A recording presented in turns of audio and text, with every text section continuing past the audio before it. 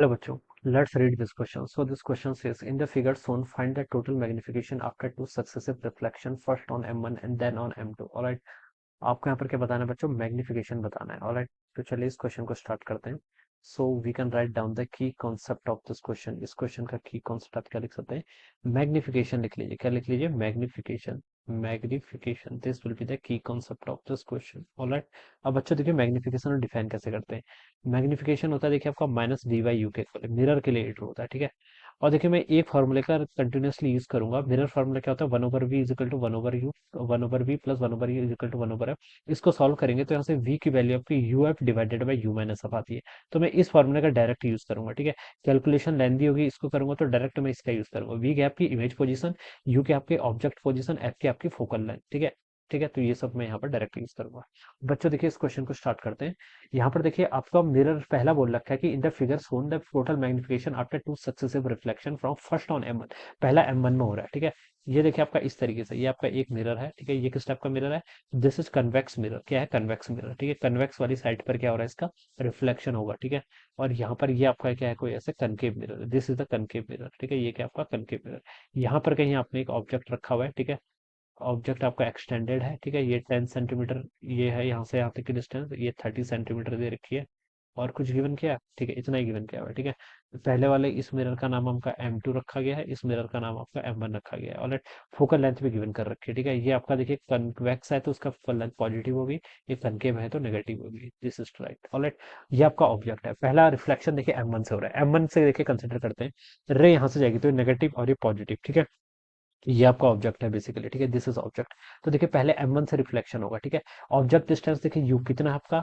-30 centimetre, ठीक है. यहाँ से मेजर करेंगे कितना होगा? -30 सेंटीमीटर के इक्वल. तो यू आपके object distance -30 centimetre. Focal length कितनी है आपकी? -20 सेंटीमीटर. तो वी निकाल दीजिए. वी कितना होगा? देखिए यू एफ, ये वाला फॉर्मूला यूज कर रहा हूँ, ठीक है. -30 इंटू -20 करूंगा तो 600 हो जाएगा, divided by u minus F. तो -30 प्लस आपका 20 हो जाएगा, ठीक है. तो यह देखिए आपकी आ जाएगी 600 डिवाइडेड बाई -10, तो आपका -60 सेंटीमीटर के इक्वल. तो जो आपकी इमेज है वो कहाँ बनेगी? फोल से लेफ्ट की तरफ बनेगी 60 सेंटीमीटर पर, ठीक है. 60 सेंटीमीटर कितना होगा? देखिए यहाँ से मेजर करना है. 30 प्लस 10 यहाँ तक 40 हो जाएगा. ये आपकी मतलब यहाँ कहीं बनेगी. This is my image I1, ठीक है. ये क्या बनेगी? मेरी इमेज, पहली इमेज बननी है. और ये डिस्टेंस कितनी होगी आपकी? 20 सेंटीमीटर के इक्वल, क्योंकि यहाँ से डिस्टेंस टोटल 60 होनी है, ठीक है. तो ये आपकी इमेज बनेगी.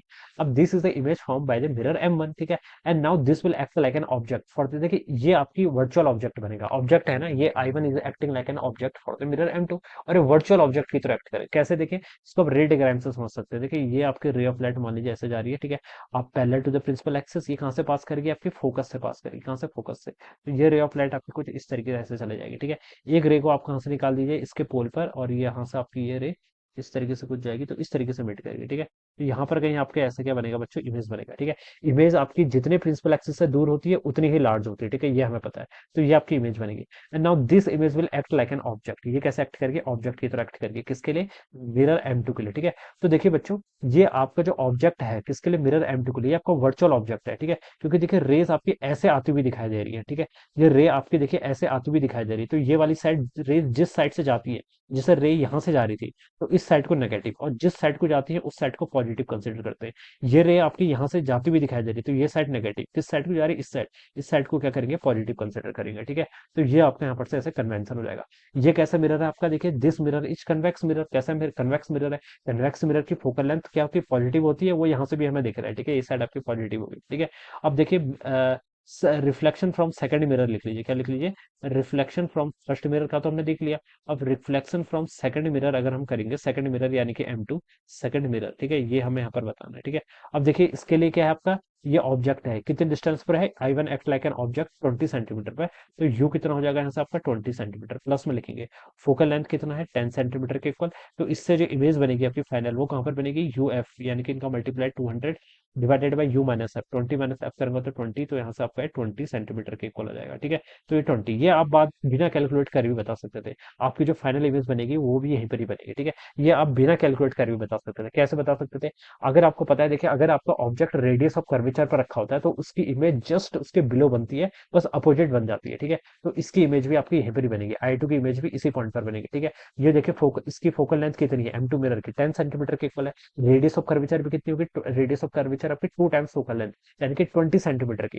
ऑब्जेक्ट भी कहां पर रखा है, 20 सेंटीमीटर पर। तो कभी भी आपका मिरर के केस में अगर ऑब्जेक्ट आपका रेडियस ऑफ कर्वेचर पर रखा होता है तो इमेज भी आपकी कहां पर बनती है, रेडियस ऑफ कर्वेचर पर ही बनती है, ठीक है। तो ये आपका यहाँ पर से ऐसे आ जाएगा, ठीक है। ये क्या जाएगा आपका यहाँ पर से इस तरीके से आ जाएगा, ठीक है। और इमेज आपकी ऊपर की तरफ बनेगी, क्योंकि इमेज आपकी रियल एंड इन्वर्टेड बनती है, तो क्या बन जाएगी आपकी ऊपर की तरफ बन जाएगी, ठीक है। इसको हम प्रूव भी कर लेंगे, मैग्निफिकेशन अगर आपका फाइनल मैग्निफिकेशन पॉजिटिव आएगा तो उससे ये पता चल जाएगा आपकी आपकी इमेज पॉजिटिव आनी चाहिए, यानी कि ऊपर की तरफ आनी चाहिए, ठीक है। इसको मैं प्रूव भी करके दिखा दूंगा आपको लास्ट में, ठीक है, अगर किसी को ऐसा समझ में नहीं आ रहा है तो देखिए बच्चों, ये तो आपका इतना हो गया, ठीक है।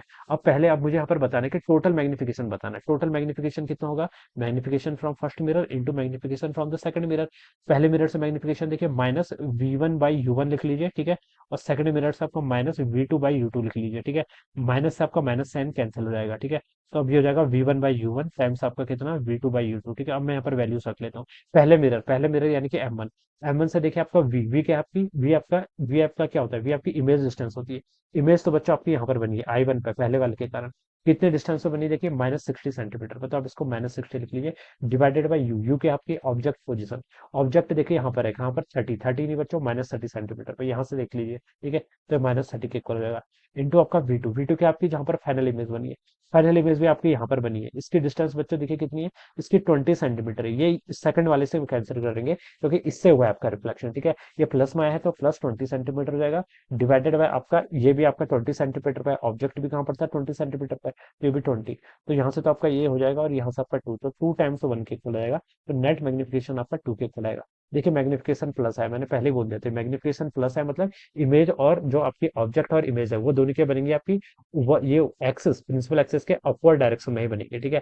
अगर मैग्निफिकेशन नेगेटिव आता है तो ऑब्जेक्ट के अपोजिट होती है इमेज, ठीक है। ऑब्जेक्ट भी देखिए ऊपर की तरफ है, इमेज भी आपके ऊपर की तरफ, और 2 ये आपको बता रहा है। तो +2 यानी कि ऑप्शन सी क्या होगा, इसके करस्पॉन्डिंग यहाँ से आपका करेक्ट आंसर हो जाएगा। Alright, so this would be the answer of this question. इस तरीके से हम क्या करेंगे, इस क्वेश्चन को आपको सॉल्व करेंगे। Okay, so I hope you all understood this concept. All the best and thank you so much.